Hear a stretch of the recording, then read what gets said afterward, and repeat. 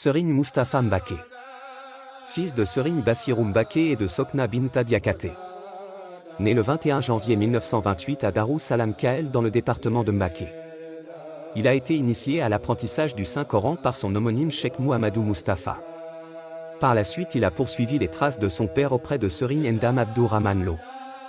Puis est confié à Serigne Ibra Binta Sila et à son oncle maternel Serigne Maouloud Diakhaté. Suite à sa maîtrise parfaite du Coran, il est allé se former auprès de Serigne Abibou Mbacké, un des plus grands érudits maîtres en sciences religieuses du pays.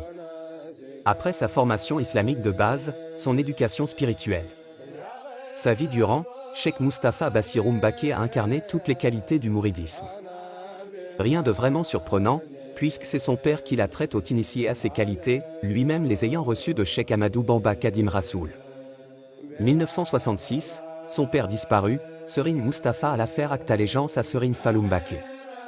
Ayant grandi dans la lignée des grands hommes, il était lui-même, à leur image, un homme de dialogue, cultivé, rassembleur et respectueux de l'orthodoxie mouride. Respecté par ses pairs pour son humilité et sa piété, il était devenu un élément incontournable dans la marche de la cité religieuse. C'est en talibé modèle qu'il a vécu auprès de Serigne Fallou Mbacké, qui lui confia pratiquement la gestion de la ville sainte de Diourbel. Devenu calife général en 1968, Serigne Abdoul Ahad en fit son bras droit à part entière. Pendant plus de 2 décennies, il était son émissaire auprès du président Abdou Diouf et de son gouvernement et, en même temps, président du comité d'organisation du Grand Magal de Touba. Serigne Moustapha accomplissait ainsi toutes les missions que lui confiait Serigne Abdoul Ahad.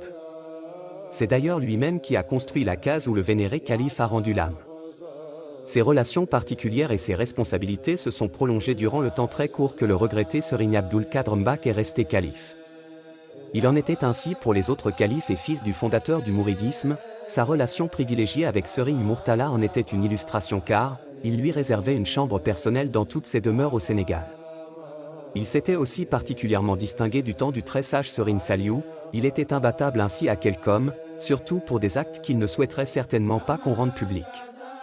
L'image de son vénéré père, Serigne Moustapha Bassirou entretenait d'excellentes relations avec les fils de Serigne Touba, ainsi qu'avec ses propres frères et sœurs, qui lui vouaient respect et amour.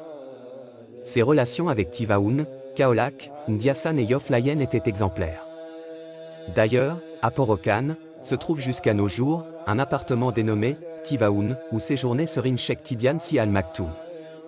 Tous les gouvernements qui se sont succédés au Sénégal, que ce fut du temps de Léopold Sédar Senghor comme de Maître Abdoulaye Wade en passant par Diouf, ont reconnu son apport substantiel à la bonne marche du pays, à son développement économique en général.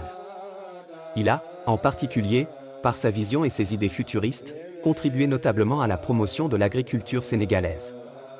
Il conciliait le statut de guide religieux d'avec celui de grand agriculteur, qui vouait un grand amour à la terre généreuse. Il avait compris très tôt la grande contribution de l'agriculture au développement économique du pays. Par son attachement indéfectible à la terre, il plaçait, après le spirituel, l'activité champêtre au-dessus de toute autre considération, montrant ainsi l'exemple à ses nombreux disciples comme aux populations des localités où ces nombreuses activités agricoles étaient menées.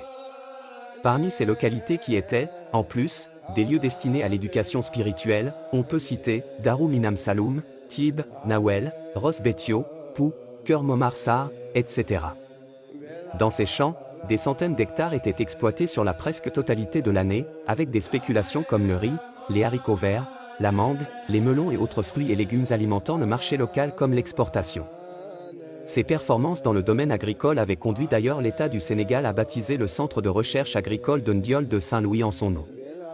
Serigne Moustapha Bassirou nous a quittés le 30 août 2007 laissant derrière lui une œuvre immense digne des plus grands mourides de Cheikh Ahmadou Bamba. Ce vidéo a réalisé par Intellipromo Touba avec intelligence artificielle. Intellipromo faire des publicités des vidéos comme ce genre de vidéos, contactez-nous.